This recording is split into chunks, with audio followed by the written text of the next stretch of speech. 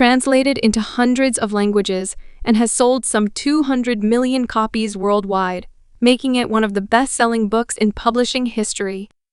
The Little Prince, fable and modern classic by French aviator and writer Antoine de Saint-Exupéry, that was published with his own illustrations in French as Le Petit Prince in 1943. The simple tale tells the story of a child, the little prince, who travels the universe gaining wisdom. Let's begin with the audiobook. Chapter 1.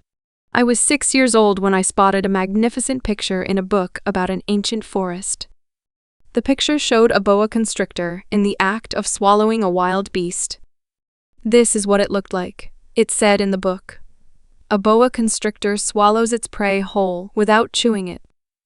After this, it is unable to move and sleeps through the next 6 months. This is needed for digestion. I thought deeply about the experiences of the forest. Then, with care and a colored pencil, I succeeded in making my first drawing. Drawing number 1 looked like this. I showed my fine work to the grown-ups and asked if the drawing scared them. Scared? Why, it is only a hat. But it was not a hat. It was very clearly a boa constrictor digesting an elephant. But the grown-ups need explanations for everything. So, I made another drawing showing the elephant inside the boa constrictor. Drawing number 2 looked like this time. The grown-ups advised me to put away my representations of the boa constrictor, be it from the inside or the outside, and instead spend my time learning geography, history, arithmetic, and grammar. That is why, at 6 years of age, I gave up a promising career as an artist, disappointed by the failure of drawing number 1 and drawing number 2. Grown-ups find it hard to understand anything on their own, and it is tiring for children to always have to explain things to them. Hence, I chose a different occupation and learned to fly airplanes. I flew all over the world and found that geography was very useful to me. I can easily distinguish China from Arizona, and such knowledge is important if you get lost in the dark. Through the years, I have encountered many people of importance and spent a great deal of time among grown-ups. However, knowing them closely hasn't much improved my opinion of them. Whenever I felt I met someone sensible, I experimented by showing him or her my drawing number 1, which I always carried with me. But no matter who it was, the answer would always be, it is a hat. There would end any talk about boa constrictors, or ancient forests, or the stars. I would lower myself to their level and prattle about bridges and golf, politics, and neckties. Oh, how it pleased the grown-ups to have met such a logical man. Chapter 2. So I lived by myself, with no one to talk to, till 6 years ago. My plane came down in the Sahara Desert with a broken engine. Without a mechanic or any passengers, I ventured to perform the difficult repairs on my own. It was a matter of life and death. There wasn't enough drinking water to last a week. Miles away from civilization, I spent my first night on the sand, more lost than a castaway in the middle of a vast ocean. So imagine my astonishment when a strange voice woke me the next morning. It said, "Please, could you draw me a sheep?" What? Draw me a sheep? Utterly startled, I sprang up. Blinking hard, I surveyed the area around myself cautiously. There stood an incredibly small person studying me intently. This is the best portrait I could manage from memory. But the actual person was far more fascinating. The fault is not mine. Discouraged from becoming a painter when I was 6 years old, I only know how to draw boas from the inside and from the outside. Now this sudden vision made my eyes fall out of my head in disbelief. As you are aware, I had crash-landed in the desert many miles from any habitation. Yet this fellow seemed neither weary nor astray. He wasn't even fainting from hunger or thirst or fear. He did not look like a child lost in the middle of the desert, far away from any living thing. When I finally found I could speak, I asked him, "What are you doing here? Please, could you draw me a sheep?" He repeated slowly, with care, as if this was a matter of great importance. So compelling was the situation that I could not disobey. Even though I was far removed from civilization and worried for my life, I took out of my pocket a sheet of paper and my fountain pen. Then it struck me that my studies had been centered around geography, history, arithmetic, and grammar. And I told the little man, with some irritation, that I did not know how to draw. He answered, "No matter. Draw me a sheep." But I had no experience of drawing a sheep. So I drew for him the thing I so frequently drew, the boa constrictor, from the outside. And I was surprised to hear, "No, no, no. I do not want a boa constrictor with an elephant in its stomach. A boa constrictor is very dangerous, and an elephant too bulky. Everything is very small where I come from. A sheep will be more suitable. Draw me a sheep." So I made this drawing. He looked at it carefully and said, "This won't do.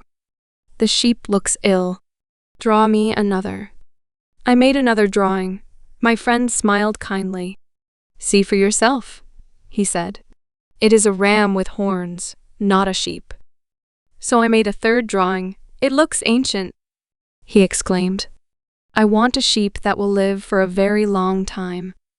I was exhausted and impatient to start working on the crippled engine. So I quickly drew this. "Your sheep is inside this box," I explained. I was pleasantly surprised to see his face light up.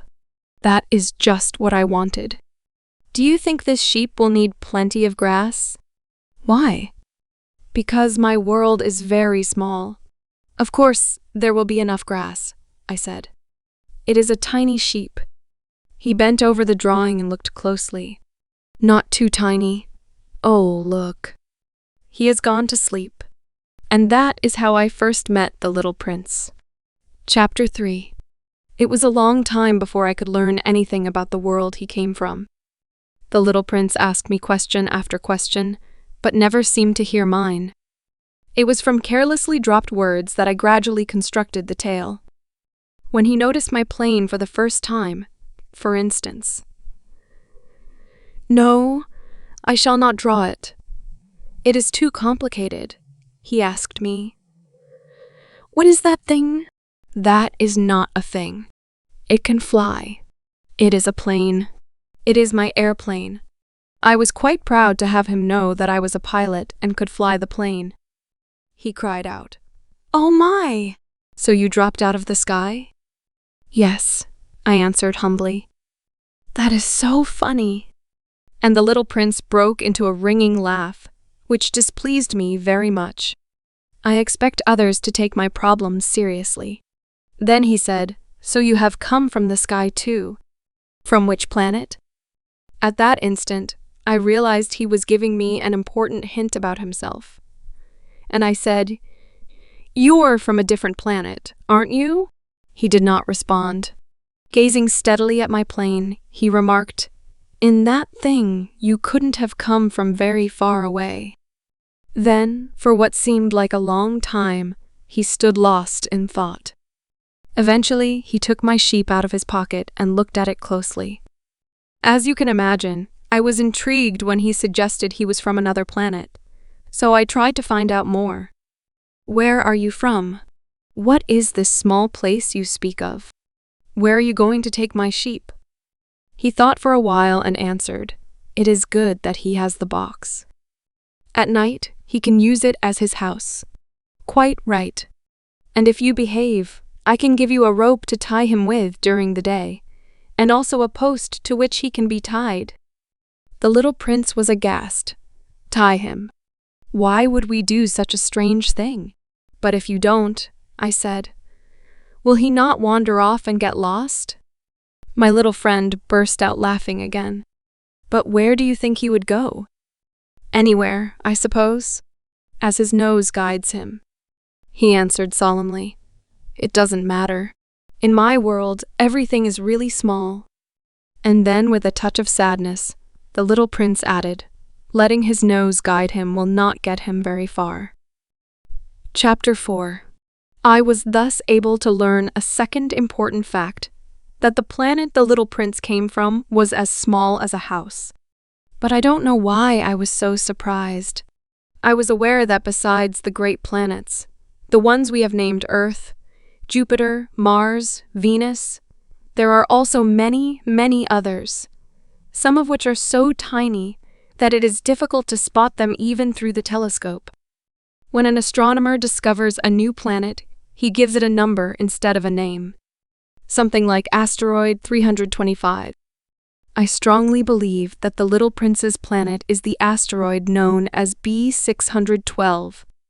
This asteroid has only been seen once through a telescope by a Turkish astronomer in 1909. This astronomer presented his discovery at the International Astronomical Congress, but he was completely ignored because of his Turkish dress. Grown-ups can often be like that. Thankfully for the asteroid B612, a Turkish dictator decreed that his subjects must dress in European clothes or face death. So the astronomer made his presentation again in 1920, this time dressed in a handsome suit. He was able to convince everyone. I have given you these details about the asteroid because of the grown-ups. They seem to love numbers. When they hear that you have made a new friend, they ask the most unimportant questions. They never say, "What does his voice sound like? What games does he love best? Does he collect butterflies?" Instead, they ask, "How old is he? How many brothers has he? What is his weight? Does his father make much money?" From these numbers alone, they think they have learned everything about him. For instance, if you were to say to the grown-ups, "I saw a beautiful brick house with geraniums in the windows and doves on the roof," they would be confused.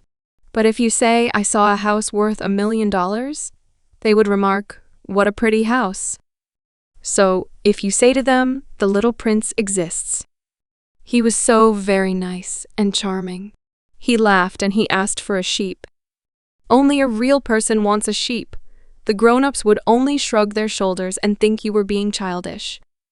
However, if you were to say he came from asteroid B612, they would be convinced and would leave you in peace. That is how they are. You must not hold it against them. Children need to be very patient with grown-ups. For those of us who understand life, numbers are not so critical. If only I could begin this story like a fairy tale. Then I would say, once upon a time there was a little prince who lived on a planet barely bigger than himself. He was in search of a friend. I do not want anyone to read my book carelessly. Reliving these memories has made me sad. It has been 6 years since my friend departed, along with his sheep. I must try to describe him here, to make sure that I don't ever forget him. To forget a friend is terrible. Not everyone has had a friend. I do not want to be like the grown-ups who are only interested in numbers. So I have bought a box of paints and some pencils. It is so hard to return to drawing at my age, when all I have ever produced are 2 pictures of a boa constrictor, from the outside and the inside, at the age of 6. I will certainly try to make my portraits as realistic as possible. But I don't know if I will succeed. One drawing looks fine, but the other looks nothing like him. I don't seem to get the little prince's height right either. He is too tall in one and too small in another. Neither am I sure about the color of his clothes. So I try as best as I can, sometimes getting it right, sometimes not. You must excuse my mistakes. It is not my fault. My friend never gave me any explanations. He thought, perhaps, that I was like him. But, alas, I cannot see sheep through the walls of boxes. Maybe I am a bit like the grown-ups. Maybe I have grown old. Chapter 5. With each passing day, I would learn a bit more about the little prince's planet, his departure from it, and his journey. The facts came slowly and often unexpectedly. That is how I heard, on the 3rd day, about the baobab crisis. I had the sheep to thank for it again. Is it true that sheep eat shrubs? The little prince asked me suddenly. Yes, This is true. Oh, I am relieved. I couldn't understand why it was good that sheep ate shrubs. But the little prince added, that would mean they also eat baobabs? I explained to him that baobabs were not shrubs, but massive trees, as big as castles, and that even if he took along a whole herd of elephants, they could not completely consume one single baobab. The little prince laughed at the idea of the elephants. They would have to be placed one on top of the other, he said. But before the baobabs grow so big, they are quite little, he commented wisely. That is true, I said. But why would you want the sheep to eat the little baobabs? Oh, come on, he said, as if it was the most obvious thing. And I was forced to search my own brain for an answer. I learned in due course that the little prince's planet, like planets everywhere, had good plants and bad plants. From these came good seeds and bad seeds. But seeds are invisible. They sleep deep in the soil until one among them begins to stir. The little seed stretches itself and cautiously pushes out a harmless little sprig upwards, facing the sun. If it is simply radish or a rosebush, it could be left to grow wherever it might wish. But a bad plant, once it has been identified, must be destroyed at once. Now there were some terrible seeds on the little prince's planet, the seeds of the baobab. The soil of the planet was overrun with them. One could not let these baobabs grow freely. It would take over the entire planet and the roots would burrow their way down. And if it's a small planet, the baobabs would wreck it entirely. It is all about discipline, the little prince explained to me. When you've finished your washing and cleaning in the morning, it is time to take care of your planet. You must regularly pull out the baobabs the moment you can distinguish them from the rose bushes. The baobabs look just like rose bushes in their youth. It is tiring work, but very easy. Then he said to me, you must make a beautiful drawing to inform the children on your planet about the baobabs. This would come in handy if they were to travel someday. He added, sometimes it is all right to put something off for a later day. But baobabs need to be uprooted at once, otherwise they would lead to a disaster. I once knew a layabout who neglected 3 little bushes on the planet that was his home. So, from the description that the little prince provided, I made a drawing of that planet. I am not trying to preach, but the baobabs are a hazard that is not at all understood. Especially those who might get lost on an asteroid must be told about them. Therefore, I quietly did what I was asked. I worked energetically on this drawing so that my friends could be informed of this serious danger. So, I say, children, watch out for the baobabs. You might find it curious that there is no other drawing in the book as spectacular as that of the baobabs. I tried very hard, but without any success. With the baobabs, I think, I was compelled by the grave importance of the matter. Chapter 6. Oh, little prince, slowly I begin to piece together the secrets of your sad life. For so long you have found your happiness looking at beautiful sunset. It was on the 4th morning that I learnt of this fact, when you said to me, I do love sunsets. Let us go and watch one now. But we must wait. Wait? For what? Wait until it is time for sunset. You seemed puzzled at first. Then you laughed and said, I keep forgetting that I'm not at home. He had clearly forgotten. It is a known fact that when it is noontime in America, the sun is setting over France. If you could swiftly zip through the air to France, you would be able to watch the sun go down. Unfortunately, France is too far away. But on your planet, my little prince, all you need to do is revolve your chair a little and watch night fall. I watched 44 sunsets one day. You know, you added sometime later when people are sad. They watch sunsets. Were you sad too, my little friend? I asked, the day you watched the 44 sunsets. But there was no reply. Chapter 7. The 5th day, thanks to the sheep again, revealed another secret from the little prince's life. Suddenly, Surfacing as if from very deep thought, he asked if a sheep eats little bushes. Does it eat flowers too? A sheep will eat anything it finds. Even flowers with thorns? Yes, even flowers with thorns. Then what are the thorns for? I did not have a clue. I was busy trying to remove a bolt that had lodged itself in the engine. I was really worried. It was becoming clear to me that the damage to my plane was extremely serious. My drinking water was almost exhausted. I feared the worst. So what are the thorns for? The little prince could never let go of a question once he had asked it. I, with my mind still on the stubborn bolt, said the first thing that I could think of: they are useless. Flowers have thorns because they are cruel. Oh.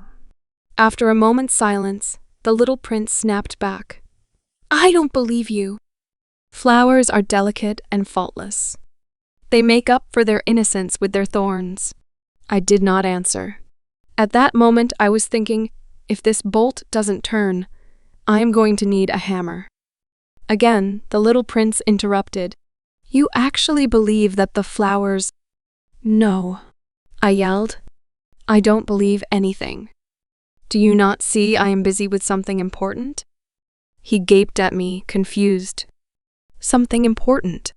He looked at me, stooping over an object that seemed ugly to him, with a hammer in my hand and my fingers black with engine grease. You sound exactly like the grown-ups. I was a little ashamed when I heard that. He went on, a little harshly. And you are wrong. You get everything jumbled up. He was really very upset, and he tossed his golden hair in the breeze.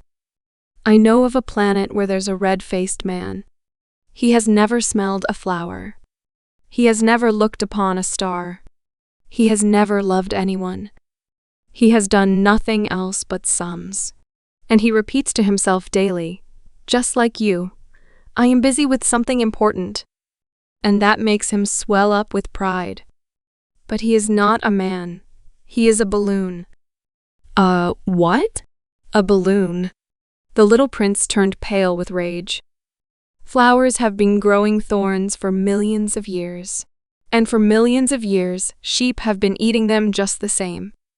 Is it not important to try and understand why flowers go to so much trouble to grow thorns if they are of no use? The conflict between sheep and flowers is more important than a red-faced man's sums, is it not? What if I told you I know of this one flower that is absolutely unique and can be found only on my planet, and at any time it could be bitten off by a sheep? Don't you think that's important? Red in the face, he continued. If you love a flower, which is one of its kind on the millions of stars in the sky, it is enough to just look at the stars and feel happy. You can say to yourself, I know my flower is out there somewhere. But if a sheep eats the flower, all the stars will seem to darken. How can you not think that is important? He burst into tears and stopped talking. The day had turned to night, and I let my tools drop. My concerns, too, fell away: the hammer, the bolt, my thirst, and the thoughts of dying. There was a star, a planet, my own planet Earth, and a little prince who needed to be consoled. I held him in my arms and said to him, The flower you love is in no danger at all. I will draw a muzzle for your sheep and a mesh to protect your flower. I will. I did not know how to continue. I felt like a fool. I did not know how to help him. The world of tears is such a mystery. Chapter 8. I soon learned more about the flower. Flowers were simple things on the little prince's planet and took up very little room. They only had a single ring of petals and were not at all demanding.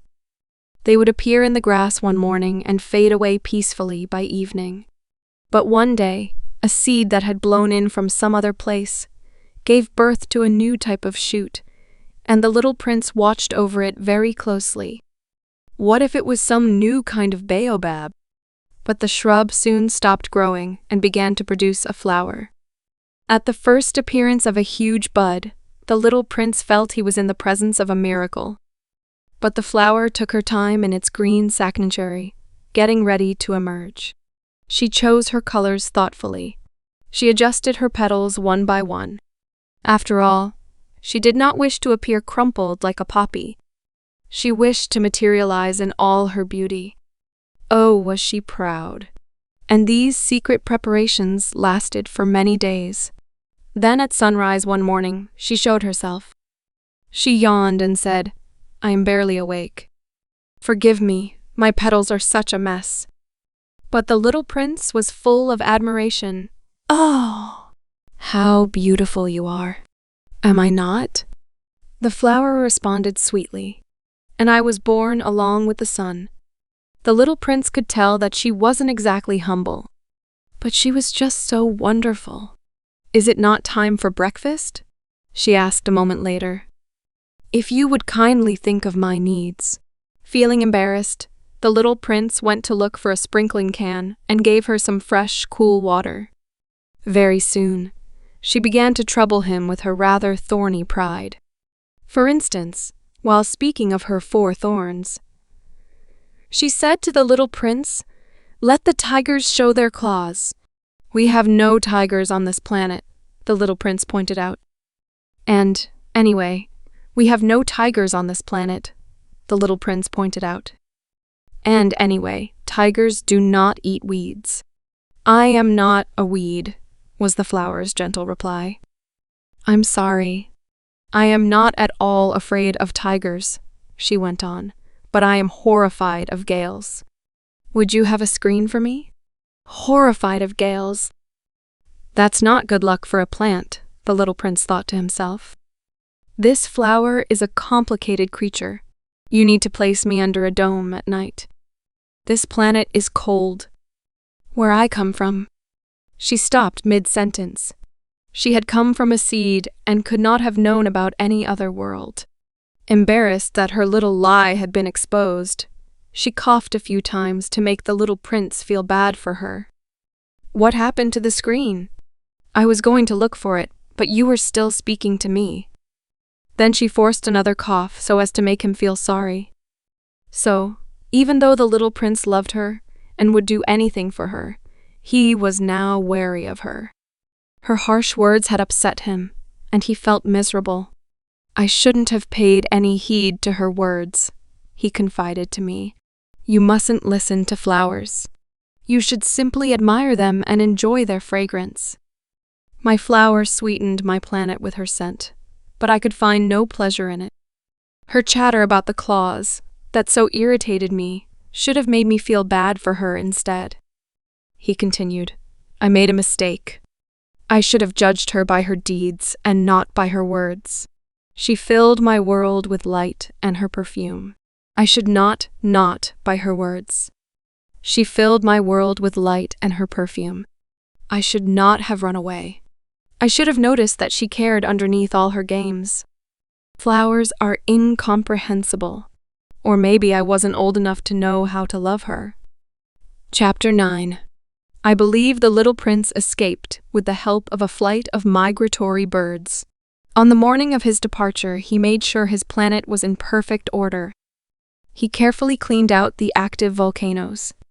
The 2 active volcanoes on the planet were just right for making his breakfast in the morning. He also cleaned the only extinct volcano because, as he said, one never knows. When cleaned well, volcanoes burn slowly and steadily, without erupting. Volcanic eruptions are like fires in a chimney. Here on Earth, we are much too small to clean out our volcanoes. That is why they bring all this trouble upon us. The little prince also pulled up the last of the baobab shoots, feeling a little sad as he did so. He believed that he would not return. But on this morning, all his familiar tasks seemed most delightful. And when he watered the flower for the last time, getting ready to place her under her dome, he realized that he was very close to tears. "Goodbye," he said to the flower, but there came no answer. "Goodbye," he repeated. "Goodbye," he repeated. The flower coughed, not because she had a cold. "I have been rather silly," she said to him at last. "Do forgive me, and try to be happy." He was surprised that she wasn't complaining. He stood, holding the glass dome in the air. He did not understand this sudden tenderness. "I love you. This is true," the flower said to him. "It is my fault I did not make this clear to you. But you have been as foolish as me. Try to be happy. Let the dome be. I don't want it anymore." "But the gales. My cold is not that serious. The cool night air is good for me. I am a flower. And the beasts. Well, I should endure 2 or 3 caterpillars if I wish to meet the butterflies. They are very beautiful, I've heard. If not the butterflies and the caterpillars, who would come to see me? You will be somewhere far. As for the wild animals, they don't scare me. I have my thorns." Saying this, she revealed her 4 thorns. "Don't linger on. You are annoying me. You have decided to leave, so leave." She did not wish for him to see her tears, the proud flower that she was. The little prince resumed cleaning the active volcano. Chapter 10. The little prince found himself close to the asteroids 325, 326, 327, 328, 329, and 330. He started visiting them one by one, so he would have something to do as well as be able to learn about the universe. The first asteroid was inhabited by a king. Clad in royal purple and ermine, he sat upon a throne that was both simple and regal. "Ah, a subject," exclaimed the king, when he saw the little prince approach. "But how could he know me?" "He has never met me before," thought the little prince. He did not yet know how simple things were for kings. To them, everyone is a subject. "Come closer, so that I may see you better," said the king, feeling glad that he could finally rule over someone. The little prince looked around to find something to sit on, but the planet was completely covered by the king's magnificent robe. So he remained standing, and since he was tired, he started to yawn. "It is not polite to yawn in the presence of a king," said the emperor. "I forbid you to do so." "I can't help myself," replied the little prince, red-faced. "I have come a long way, and I have had no sleep." "Then I command you to yawn," the king said. "I have not witnessed a yawn in years. I find yawns rather interesting. Go on, yawn for me. It is an order." I am feeling shy," murmured the little prince. Replied the king. "Then I order you to sometimes yawn and sometimes not." He paused, looking a little uncertain. What the king really wanted was respect for his authority. He did not wish for any disobedience. He was an emperor through and through. But he was also a kind man, so his orders were always reasonable. "If I demand that a general," he would frequently say, "should transform into a seabird, and if the general is unable to do so, that would not be his fault. It would be mine. May I sit down?" the little prince inquired timidly. "I command you to sit." The king answered, and majestically gathered in a fold of his ermine robe to make room. The little prince was wondering. The planet was really small. What was it that the king reigned over? "Your Majesty," he said to the king, "could I ask you a question?" "I command you to ask me a question," the king hastily replied. "Sire, over what do you rule?" "Over everything," said the king with great simplicity. "Over everything?" With a sweeping gesture, the king indicated his planet, the other planets, and all the stars. "Over all that?" asked the little prince. "Over all that," the king answered. After all, his rule was not only absolute, it was also universal. "And do the stars obey you?" "Certainly they do," the king said. "They obey instantly. I do not permit wild behavior." The little prince marveled at such power. If he wielded such authority, he would not watch only 44 sunsets a day, but 72 or 100, or even 200, without ever having to move his chair. Feeling a little homesick as he remembered the planet he had forsaken, he dared to ask the king for a favor. "I would love to see a sunset. Could you order the sun to set? For me? If I commanded a general to dart from flower to flower like a butterfly, or to write a tragedy, or to turn into a seabird, and if the general defied the order, who would be in the wrong?" The king demanded. "Him or myself?" "You," the little prince said firmly. "That is right. One must demand what can be given," the king went on. "Authority basically rests on reason. If you commanded your subjects to throw themselves into the sea, they would mutiny. I demand obedience because my orders are reasonable." "But what about my sunset?" the little prince reminded him. He could never let a question be. "You shall have your sunset. I shall command it. But I will await the right conditions." "When would that be?" inquired the little prince. Replied the king, carefully examining a massive calendar. That will be at about 20 minutes to 8 this evening. And you will see then how well my commands are obeyed." The little prince yawned. He was unhappy to have foregone his sunset. And he, the little prince, yawned. He was unhappy to have foregone his sunset. And he was also a little bored. "There's nothing else for me to do here," he said to the king. "I'm going to continue on my travels now." "You can't leave," said the king, who was very proud to have a subject. "You must not leave. I will make you a minister." "Minister of what?" "Minister of justice." "But there is no one here I could judge." "How could we know?" The king said to him, "I have not yet surveyed the whole kingdom. I am very old. There is no room here for a carriage, and walking tires me easily." "Oh, but I have looked already," said the little prince, turning around to give all sides of the planet another glance. "There is no one anywhere." "Then you must judge yourself," said the king. "It is the hardest thing to do. It is much more difficult to judge oneself than to judge others. But if you succeed, then you are indeed a wise man." "Yes," said the little prince, "but to judge myself, I do not need to live here. I can do it anywhere." Said the king. "I believe that somewhere on my planet there is an old rat. I can hear him at night. You could judge him. From time to time you will condemn him to death, so that his life will depend on your justice. But you must forgive him each time and so spare his life. He is the only rat we have." "I wouldn't like to condemn anyone to death," said the little prince. "I think I shall be off now." "No," said the king. But the little prince was all set to depart, though he did not wish to hurt the old monarch.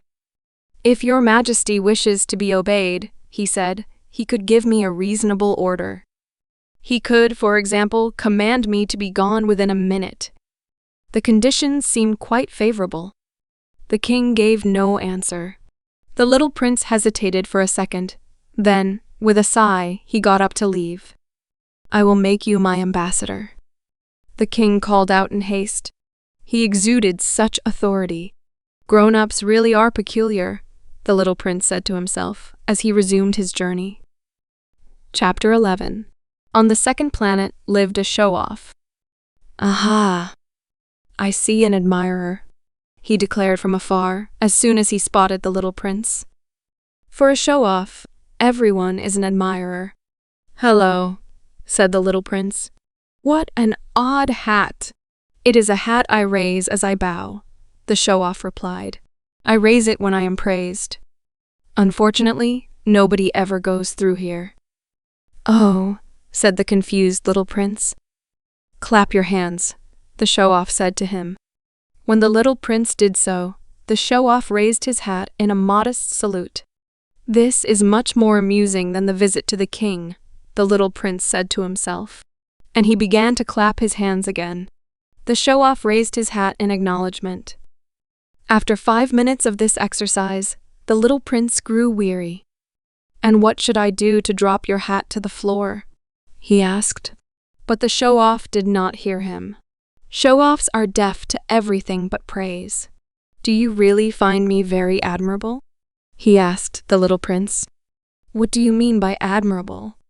"It means you regard me as the handsomest, smartest, richest, and wisest man on this planet." "On this planet. But you are the only one on this planet. Nevertheless, admire me, so I may feel happy." "I admire you," said the little prince, shrugging his shoulders slightly. "But why does this matter to you so much?" Saying this, the little prince went away. "Grown-ups really are peculiar," he said to himself, as he continued on his way. Chapter 12. On the third planet lived a drunkard. The little prince's visit here was brief, and it left him feeling rather sad. "What are you doing?" he asked the drunkard, who sat quietly before an assortment of bottles, some full, some empty. "I am drinking," the drunkard replied. "Why are you drinking?" The little prince wanted to know. "To forget," replied the drunkard. "Forget what?" inquired the little prince, who was already feeling sorry for him. "Forget that I am ashamed," the drunkard confessed, hanging his head. "What are you ashamed of?" insisted the little prince, who wanted to help him. "Ashamed of drinking," said the drunkard, and then he was absolutely silent. The little prince went away, feeling rather confused. "Grown-ups really are peculiar," he said to himself as he resumed his travels. Chapter 13. The fourth planet belonged to a businessman. This man was so preoccupied that he did not even look up when the little prince arrived. "Hello there," the little prince said. "Your cigarette's out. 3 plus 2 is 5. 5 and 7 make 12. 12 and 3 make 15. Oh, hello. 15 plus 7 is 22. 22 and 6 make 28. I do not have time to light it again. 26 and 5 make 31. Whee! That comes to 501,622,731. 500 million what? Eh? You are still here? 501 million. What was it? I have so much to do. I am very busy with important matters. I have no time to waste. 2 and 5 make 7. 501 million what? Repeated the little prince, who could never let go of a question. The businessman looked up. In all the 54 years I have spent on this planet, I have been interrupted only thrice. The first time was 22 years ago by an irate hornet, from goodness knows where it made the most frightful racket, and I made 4 mistakes in my sums. The second time was 11 years ago, when I suffered an attack of rheumatism. I don't get enough exercise. I have no time to be lazy either. I have too many important things to do. The third time is, well now, 501 million. Million what? The businessman finally realized that there was no way he could avoid the question. Millions of those little objects in the sky. Flies? Oh no! The shiny ones. Are you talking about bees? No. The little golden objects that cause people to daydream. As for me, I have no time for that. I deal in matters of consequence. You mean the stars? Yes, the stars. And what will you do with 500 million stars? 501,622,731. I'm concerned with serious matters. I'm always exact. And what do you do with these stars? What do I do with them? Yes. Nothing. I own them. You own the stars? Yes. But I met a king who... Kings do not own, they rule. It's altogether different. And what good does it do to own stars? It makes me rich. And how does it help being rich? I can buy more stars, if any more are discovered. "This man," the little prince said to himself, "argues like the drunkard." He continued to ask more questions. How is it possible to own the stars? Who do they belong to? The businessman retorted irritably. I don't know. To nobody. Then they belong to me. I was the first person to think of it. Is that it? Certainly. When you find a diamond that nobody claims, it becomes yours. When you discover an island that belongs to nobody, it is yours. When an idea comes to you before it does to anyone else, you put a patent on it. It too is yours. So I own the stars because nobody else thought of owning them.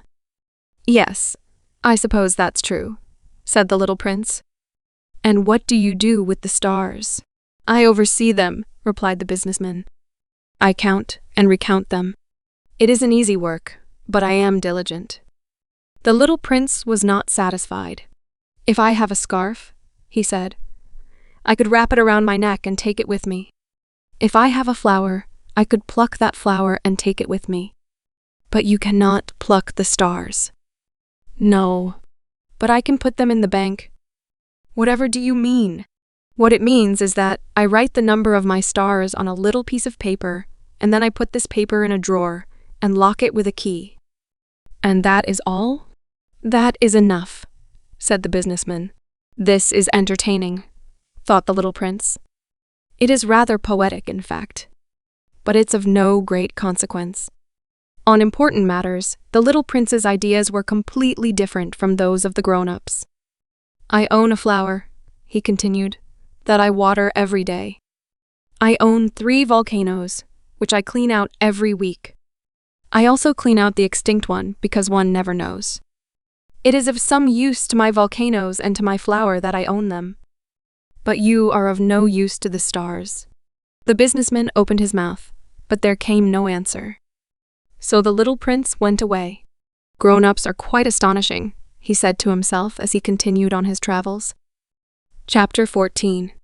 The 5th planet was unusual. It was the smallest of them all. There was only enough room on it for a street lamp and a lamplighter.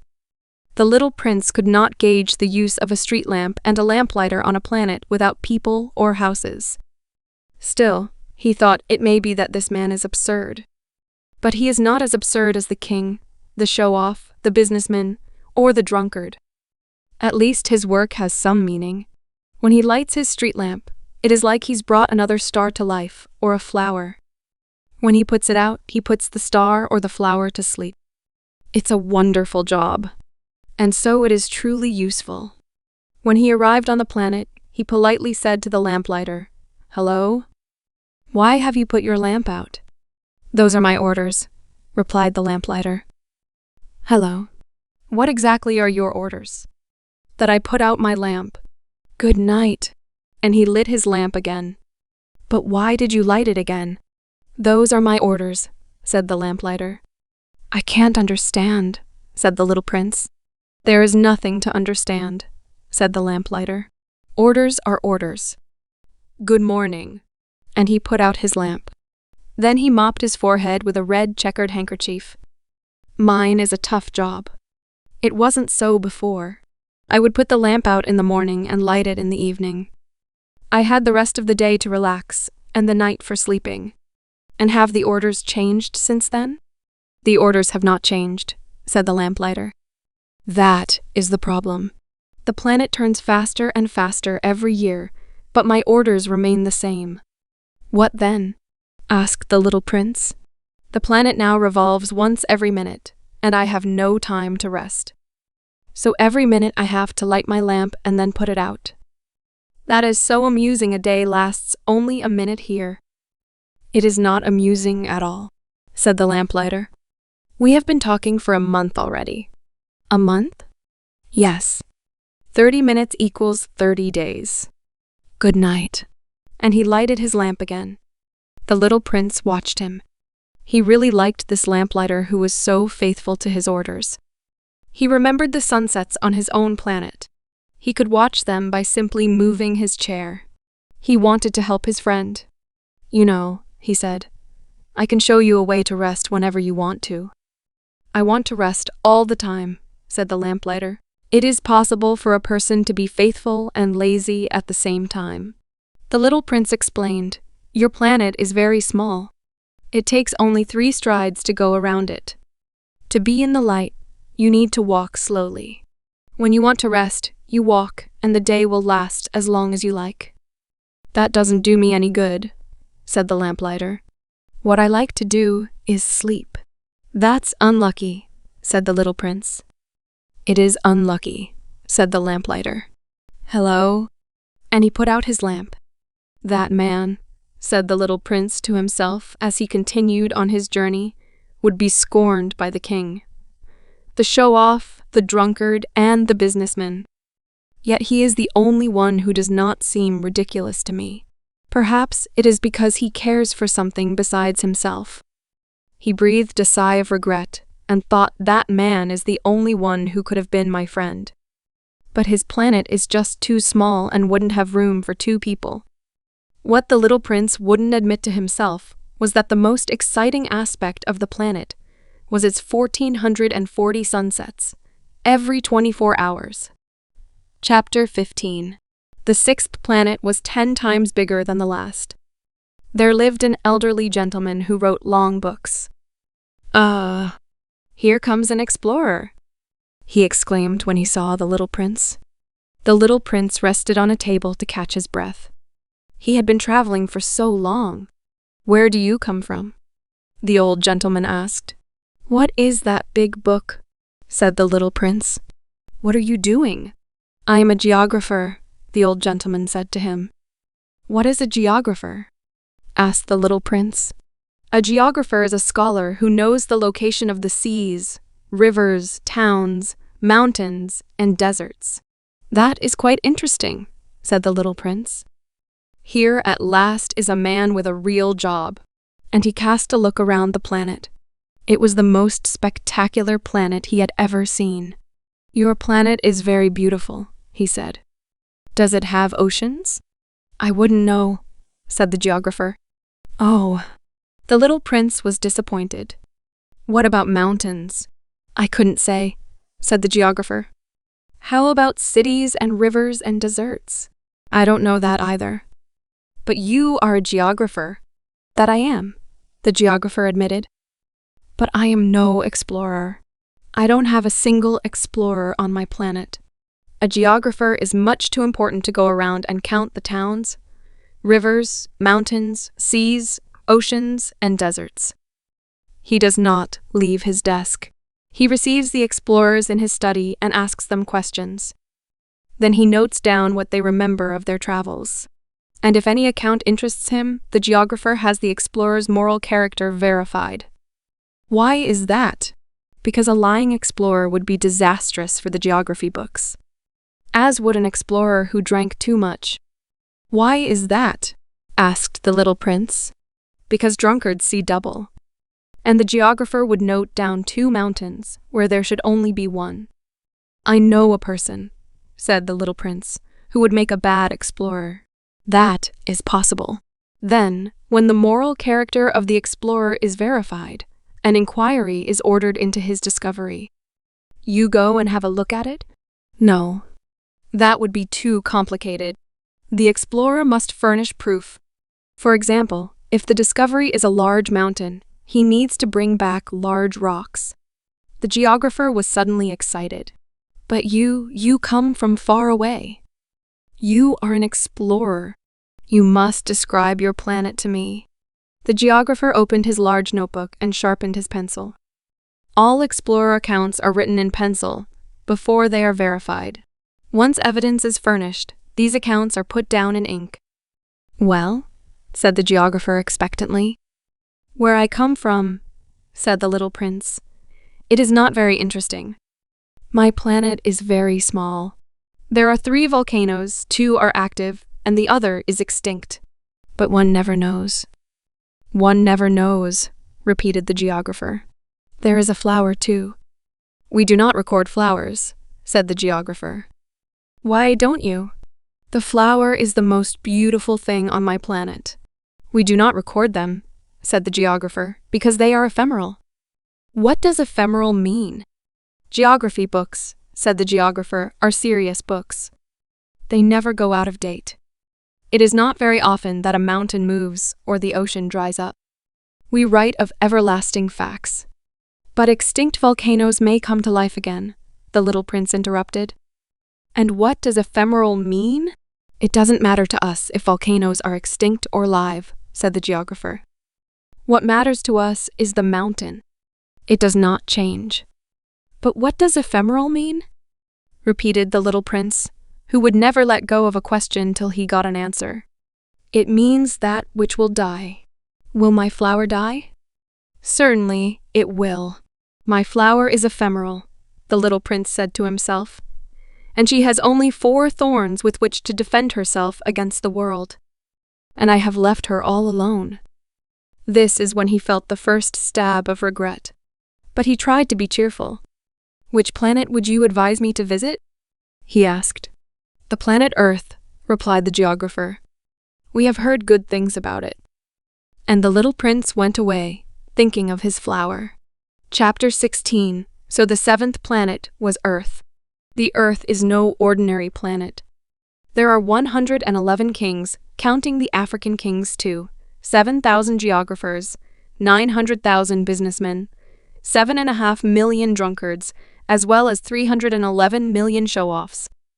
That comes to around 2 billion grown-ups.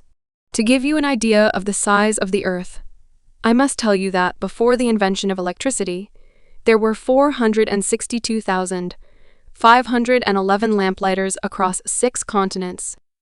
Seen from afar, it was a splendid sight. The movement of this army was regulated like those of the ballet. First in line were the lamplighters of New Zealand and Australia. Having set their lamps alight, they would go off to sleep. The lamplighters of China and Siberia were next, until they moved back into the wings. Then came the lamplighters of Russia and India, followed by those from Africa and Europe. Then came South America, and finally North America. They never made a mistake in the order of their appearance. It was incredible. Only the lamplighters of the North Pole and the South Pole led carefree lives. They worked only twice a year. Chapter 17. Sometimes people lie to sound smart. I wasn't being completely honest about the lamplighters. For those who do not know of our planet, it is the wrong picture. People occupy very little space on the Earth. If the 2 billion inhabitants were placed together, they would quite easily fit into a public square 20 miles long and 20 miles wide. All humanity could be piled up on a small Pacific island. The grown-ups will not believe you. They feel that they take up a great deal of space. They think they are as large as baobabs. You could ask them to do their own calculations. You know how they adore figures. But do not waste your time on this task, it is of no use. Trust me. When the little prince arrived on Earth, he was surprised not to see any people. He was beginning to worry that he had come to the wrong planet, when a coil the color of the moon flashed across the sand. Good evening, said the little prince, just in case. Good evening, said the snake. What planet is this? Asked the little prince. Earth, and we are in Africa, the snake answered. But aren't there any people on Earth? This is a desert. There are no people in the desert. The Earth is huge, said the snake. The little prince sat on a rock and looked up at the sky. I wonder, he said, whether the stars are lit up so that one day each one of us may find his own star. Look, there's my planet right there above us. But how far away it is. It is beautiful, the snake said. Why are you here? I have been having some trouble with a flower, said the little prince. Ah, said the snake. And they were both silent. Where are the people? The little prince said, picking up the conversation again. It is a bit lonely in the desert. It is also lonely among men, the snake said. The little prince gazed at him for a long time. You are funny, he said at last. You are no thicker than a finger. But I am more powerful than the finger of a king, said the snake. The little prince smiled. No, you are not. You don't even have feet. You cannot even travel. I can carry you farther than any ship, said the snake. And saying this, he twined himself around the little prince's ankle, like a golden bracelet. Whoever I touch, I send back to the dust that created them. The snake spoke again. But you are pure and you come from a star. The little prince made no reply. I am concerned about you. You are so helpless on this cruel earth, the snake said. I can help you someday if you grow too homesick for your own planet. I can't. Oh, I understand what you mean, said the little prince. But why do you always speak in riddles? And I solve them all, said the snake. With this, they both fell silent. Chapter 18. The little prince walked across the desert to only meet a plant of flower with 3 petals. Hello, said the little prince. Greetings, said the flower. Where are all the people?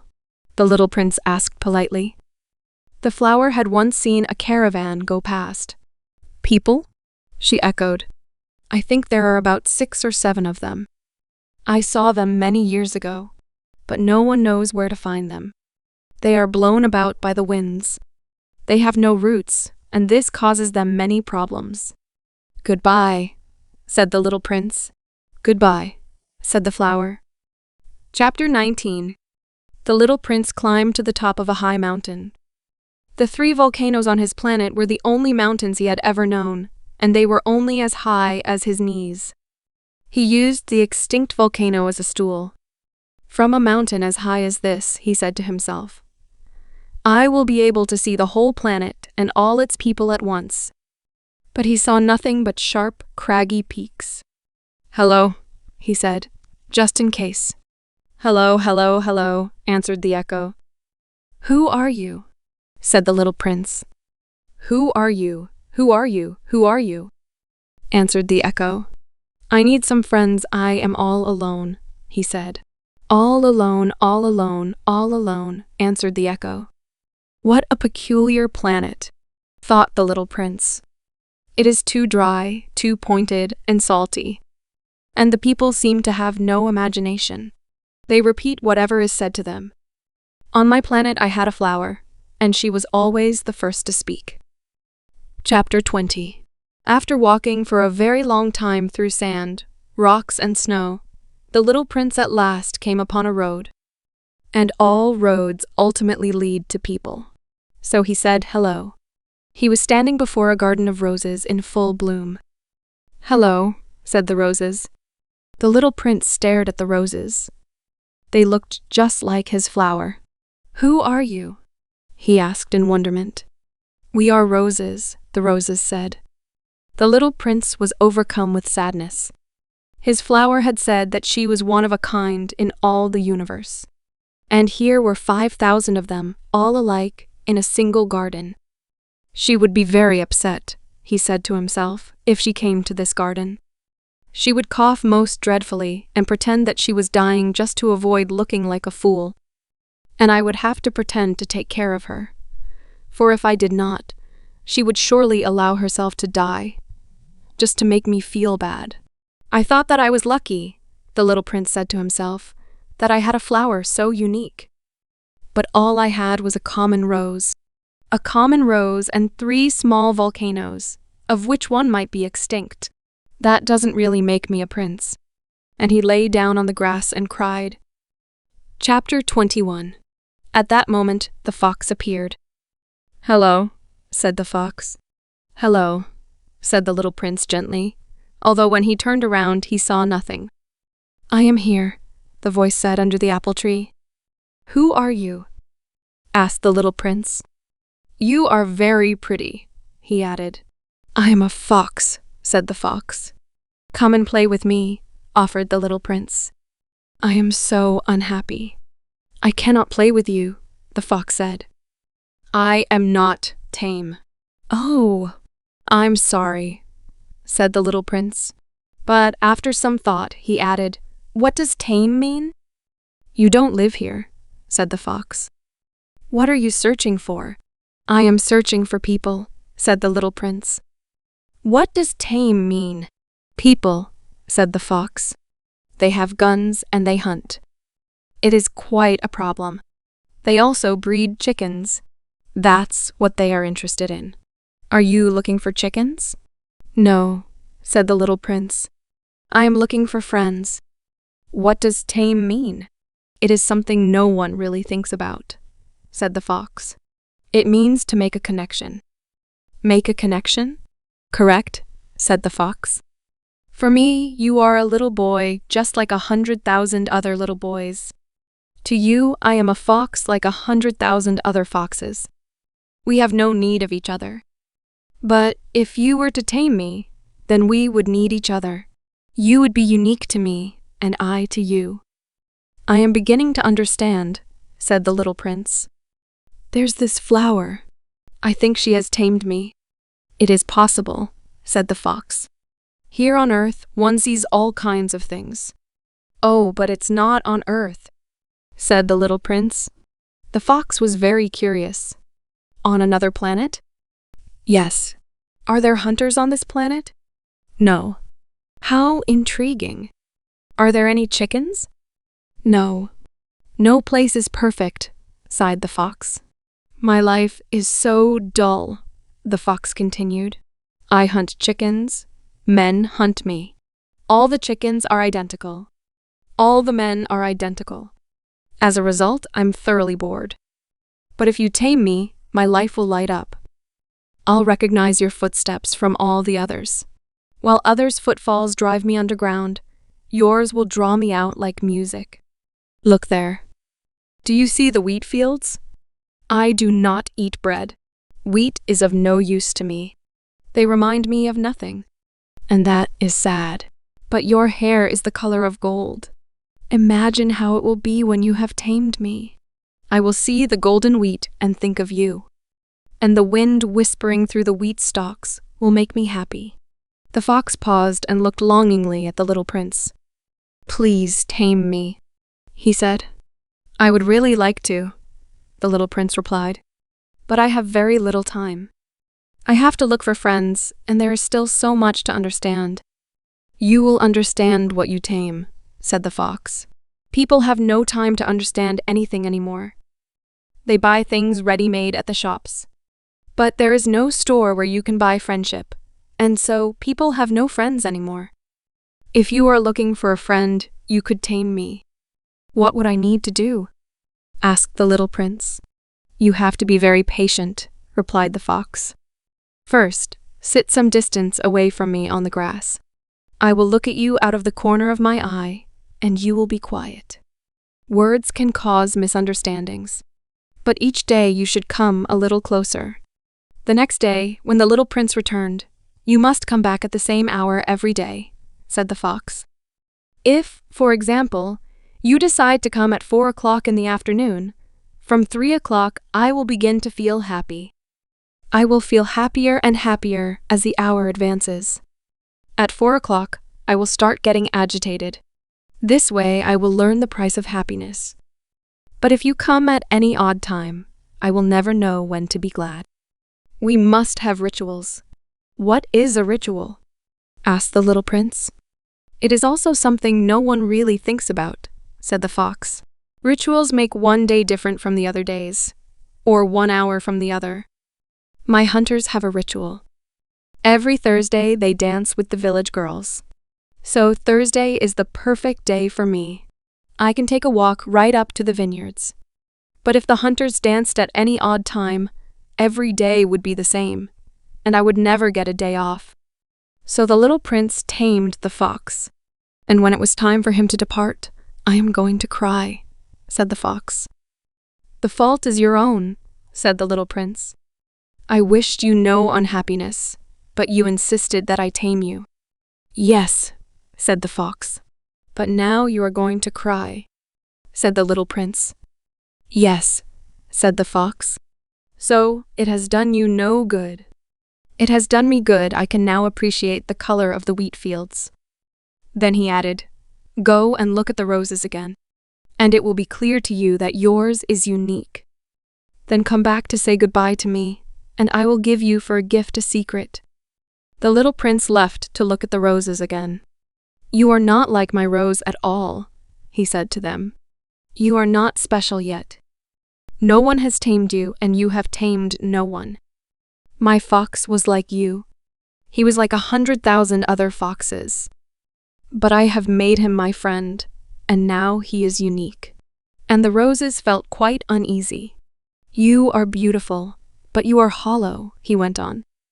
"No one would give up their life for you. Of course, an ordinary passerby would think that my rose looks just like you. But she's more important than all of you because I watered her. I sheltered her under a glass dome, and I protected her with a mesh. It was for her that I killed the caterpillars, except the 2 or 3, so she could see the butterflies. I have listened to her complaining, grumbling, boasting, and even to her silence. Because she is my rose." And he went back to see the fox. "Goodbye," he said. "Goodbye," said the fox. "Here is my secret. It's a simple secret. It is only through your heart that you can see clearly. The eyes do not see that which is most important. The eyes do not see that which is most important," the little prince repeated, so that he would remember.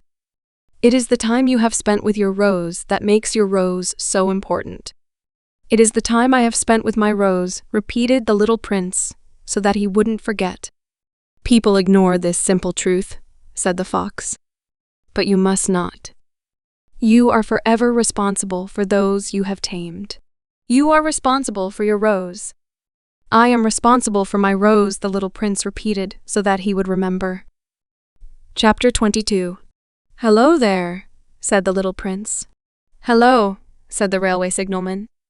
"What do you do?" the little prince asked. "I sort travelers into groups of 1,000, said the signalman. "Then I send the trains carrying them either to the right or to the left." Just then, a brightly lit express train thundered by, making the signal box shake. "Why are they in such a great hurry?" asked the little prince. "Even the travelers don't know why," said the signalman. A second express train roared by, in the opposite direction. "Are they back already?" the little prince wanted to know. "They are not the same lot," said the signalman. "It is an exchange." "Were they unhappy where they were?" asked the little prince. "Nobody is really happy where they are," said the signalman. Now a third express train bellowed past. "Are they following the first group of travelers?" said the little prince. "They are following nothing," said the signalman. "They are fast asleep in there, or they may be yawning. Only the children press their faces against the windows." "Only children know what they are looking for," said the little prince. "They amuse themselves with a rag doll for hours, and it becomes really important to them. If someone takes it away from them, they cry. Aren't they lucky?" said the signalman. Chapter 23. "Hello," said the little prince. "Hello," said the merchant. This merchant sold smart little pills that could quench one's thirst. You consume 1 pill a week, and you would feel no need to drink anything at all. "Why do you sell these?" asked the little prince. "They help save a lot of time," said the merchant. "The experts have calculated that you can save 53 minutes every week." "And what would you do with those 53 minutes?" "Whatever you like." Said the little prince to himself. "If I had 53 extra minutes, I would take a stroll to the water fountain." Chapter 24. It was now the 8th day since my crash in the desert, and I listened to the story of the merchant as I finished the last of my water supply. "Just a minute now," I said to the little prince. "Your stories are all great, but I have not repaired my plane yet. I don't have any water, and I too would love to take a walk to the water fountain." "My friend the fox," the little prince began. "My dear little man, I don't want to know any more about the fox." "Why not?" "Because we are about to die of thirst." He could not understand what I was saying. He replied, "It is always good to have had a friend, even if you are about to die. I am glad that I had a fox as a friend." "He doesn't seem to realize the danger," I said to myself. "He doesn't feel either hunger or thirst. All he needs is a little sunshine." But the little prince looked at me, as if he had heard my thought. "I'm thirsty too." Let's look for a well. I wasn't too enthusiastic. It is ridiculous to look for a well in the desert. But we set out anyway. As we trudged along for hours, in silence, the stars began to come out in the night sky. Thirst had made me a little feverish, and I saw them as if in a dream. The little prince's last words came drifting back to me. "You are thirsty too?" I wanted to know, but he did not reply. He merely said to me, "Water is good for the heart, you know." I did not understand, but I said nothing. I knew how confusing it is to question him. He was tired. He sat down. I sat down next to him. After a while he said, "The stars are lovely because of a flower we cannot see." "Yes," I said, and quietly looked out over the ridges of sand that were stretched out before us in the moonlight. "The desert is beautiful," the little prince added, and that was the truth. I have always loved the desert. You may sit down on a sand dune, but you will see or hear nothing. Yet, there is something that glows in the silence. "What makes the desert so beautiful," said the little prince, "is that somewhere in its folds lies hidden a well." I was surprised as a sudden understanding dawned on me about the sand's mysterious glow. I grew up in an old house. It was said that a treasure was hidden there. I don't think anyone had ever known how to find it, or had even looked for it. But it cast a spell over the house. It hid a secret in its depths. "Yes," I said to the little prince. "Be it a house, the stars, the desert, what makes them beautiful stays invisible." "I am glad," he said, "that you agree with my fox." As the little prince was dropping off to sleep, I picked him up in my arms and walked on. I was deeply moved. It seemed to me that I was carrying something valuable and fragile. He felt like the most delicate thing on earth. In the moonlight, I looked at his pale forehead, his closed eyes, the locks of his hair that trembled in the wind. And I said to myself, what I see here is just his shell. The important bit is invisible. As his lips parted into a sleepy half-smile, I realized that what moved me so deeply about this little prince was his loyalty to his flower. The image of the rose seemed to glow inside him like a flame, even when he was asleep. And he felt even more fragile. One has to always protect a lamp from the wind. I continued walking, and it was daybreak when I discovered the well. "Chapter 25, people," said the little prince. "Hop into express trains without knowing where they really want to go. They stumble about in circles and get frustrated." He added, "It is not worth all the trouble. The well that we found was not like the other wells of the Sahara, which are holes dug in the sand. This one, on the other hand, looked like a village well. But there was no village, and I thought I was dreaming." "That's strange," I said to the little prince. "The pulley, the bucket, the rope, it's all there." He laughed, held the rope, and set the pulley to work. The pulley creaked like a rusty weather vane, which had lain untouched by the wind for a long time. "Did you hear?" said the little prince. "The well is now awake, and it is singing." I did not want him to feel exhausted. "Let me do it," I said. "This is too heavy for you." I hoisted the bucket slowly to the edge of the well and set it there. The song of the pulley was still in my ears, and I could see the trembling reflection of the sun in the water. "I am thirsty," said the little prince. "Could I have a drink?" And I understood what he had been looking for. I lifted the bucket to his mouth. He drank, but his eyes were closed. It was beautiful. This water was indeed more than simple nourishment. Its sweetness was born of our long walk under the stars, the song of the pulley, and my efforts through the night. It felt warm, like a present. When I was a little boy, the lights on the Christmas tree, the music of midnight mass, the tender, smiling faces, made up for the eagerness of receiving gifts on the morning of Christmas. "People on this planet," said the little prince, "grow 5,000 roses in the same garden, and yet do not find what they are looking for." "They do not," I replied. "Still, what they are looking for could be found in one single rose, or in a little water." "That is true," I said. And the little prince added, "But the eyes are blind. One must see with the heart." Now that I had drunk the water, I breathed easily. At sunrise, the sand takes on the color of honey. And this color made me happy. But what was it that made my heart so heavy with sorrow? "You must keep your promise," said the little prince softly as he sat down beside me once more. "What promise?" "The muzzle for my sheep. I have to look after my flower." I took my sketches out of my pocket. The little prince looked through them and laughed. "These baobabs look like cabbages." Oh, and to think I had been so proud of my baobabs. "Your fox's ears are too long and look like horns." He laughed again. "That's not fair, little prince," I said. "All I have ever drawn is a boa constrictor with an elephant inside it." "Oh, but that's okay," he said. "Children understand." I made a pencil sketch of a muzzle. I was a bit nervous handing it to him. "You must understand, I do not know your plans," I said.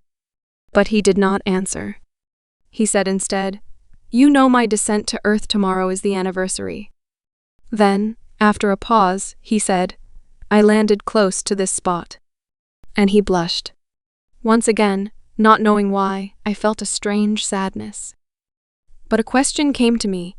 Then it wasn't an accident that on the morning when I first met you, a week ago, you were wandering by yourself, 1,000 miles from civilization? You were trying to get back to the place where you had landed? The little prince blushed again. And I added with some uncertainty, "And the reason is the anniversary?" He blushed once more. He didn't usually answer questions, but when one blushes, does that not mean they agree? "I'm concerned," I said to him. But he stopped me. "You must work now. Return to your engine. I'll wait for you here. Come back tomorrow night." I was still not comforted. I remembered the fox. Once tamed, you are in danger of being unhappy. Chapter 26. Alongside the well stood a dilapidated old stone wall. The next night, when I returned, I saw from a distance that my little prince was sitting on top of the wall with his feet dangling. And I heard him say, "You don't remember. This is not the exact spot." Someone must have answered him, for he said, "It is. It is the right day, but the wrong place." I continued moving towards the wall. I could not see or hear anyone. But the little prince replied once again, "Exactly. You will see my footprints in the sand. You only have to wait. I will be there tonight." I was only 20 meters from the wall, and I still saw nothing. After some time, the little prince spoke again. "Is your venom powerful? You are sure I'll not suffer too long?" I stopped in my tracks, my heart beating fast. But I didn't quite understand. "Now go away," said the little prince. "I want to get off the wall." I looked to the foot of the wall and flinched. There before me, facing the little prince, was one of those yellow snakes that could kill in less than 30 seconds.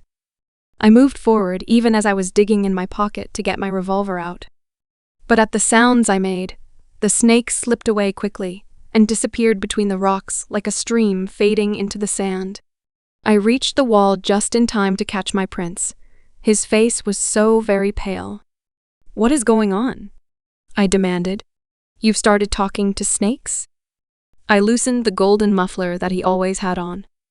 I rubbed his temples and gave him some water to drink. And I held back from asking him any more questions. He looked at me gravely and wrapped his arms around my neck. I felt his heart quivering like that of a dying bird. "I am glad that you have figured out what was wrong with your engine," he said. "Now you can go home." "But how did you know?" That is what I was coming to tell him, that I had been successful in repairing the engine. He gave me no answer, but said, "I am going back home too today." Then he added, rather sadly, "It is much farther, much more difficult." I could sense that something incredible was about to happen. I held him like a child, and yet it seemed that he was falling fast into an abyss, and there was no way to stop him. He looked very serious and had a faraway gaze. "I have your sheep. I've got the sheep's box. And I have the muzzle." He gave me a sad smile. I waited a long time.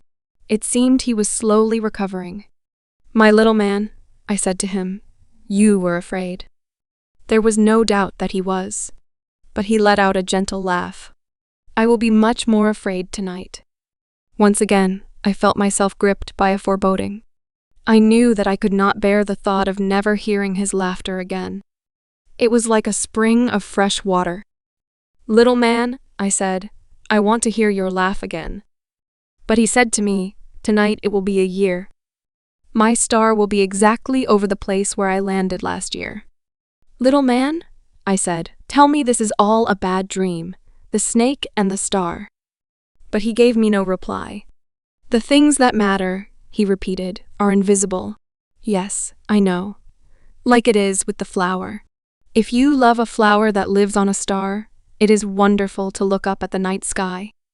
There is a flower on every star. Yes, that's true. It is like with the water. The drink of water you gave me was like music because of the pulley, the rope, you remember. How good it was. Yes, I remember. At night, you will look at the stars. It is difficult to tell you which one my planet is. It is too small. It is a good thing, really. My star will be one among many. You will love watching them all. They will all be your friends. And besides, I am going to give you a present.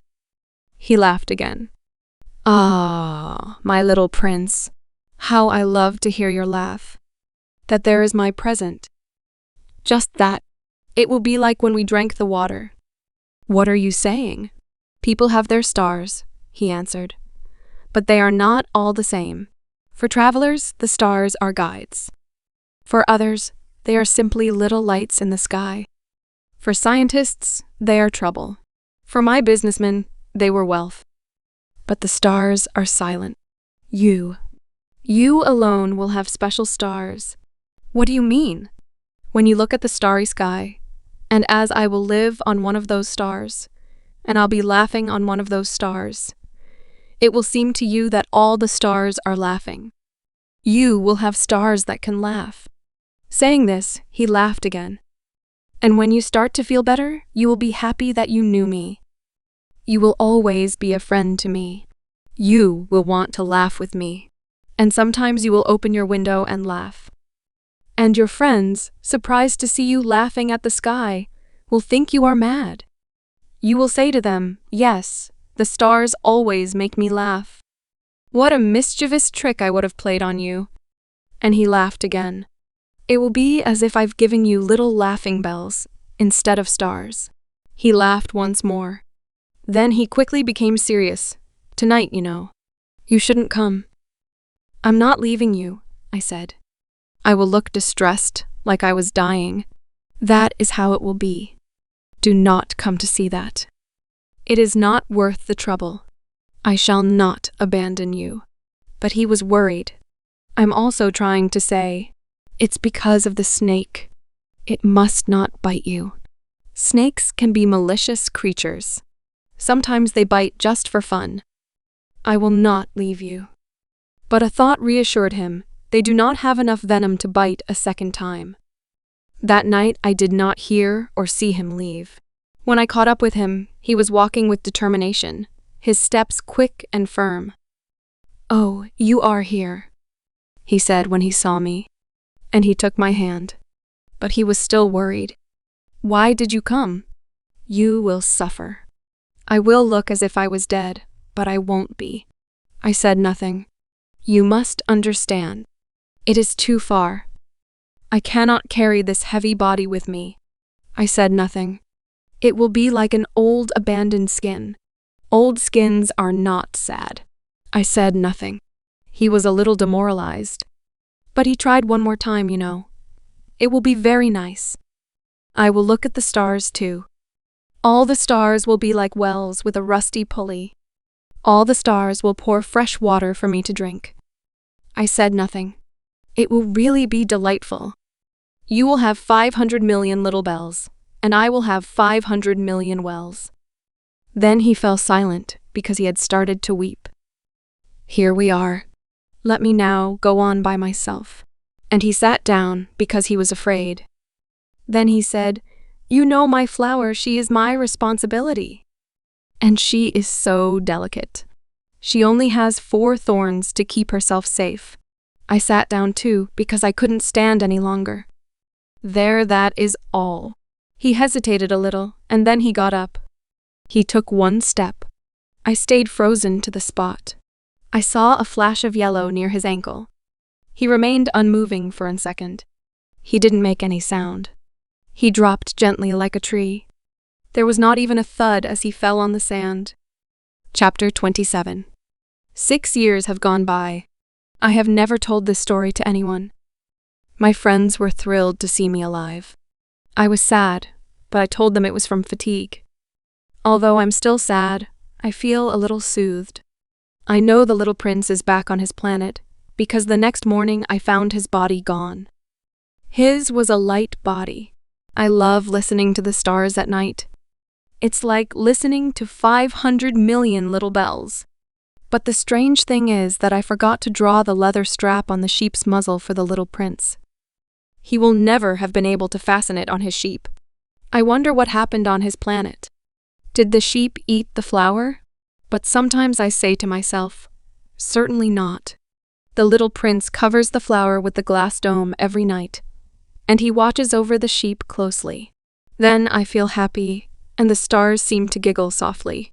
But at other times, I imagine during a moment of absent-mindedness, he may have forgotten the glass dome, or the sheep escaped without his knowledge. That's when the little bells turn into tears. Here, then, is the great mystery. For all those who love the little prince, like me, nothing in the universe can be the same if somewhere a sheep has eaten or not eaten a rose. Look up at the sky. Ask yourselves, has the sheep eaten the flower? And you will see how everything changes. And no grown-up will ever understand how important that is. This, to me, is the most pleasing and the most woeful landscape in the world. It is the same as that on the preceding page, but I have drawn it again for you. It was here that the little prince appeared on earth, and it was here that he disappeared. Look at it carefully so that you will recognize it in case you travel someday to the African desert. And, if you should come upon this very spot, please do not hurry away. Wait a little under the star. Then, if you see a little boy with golden hair who laughs and refuses to answer your questions, you will know who he is. If this should happen, please comfort me. Send me word that he has returned.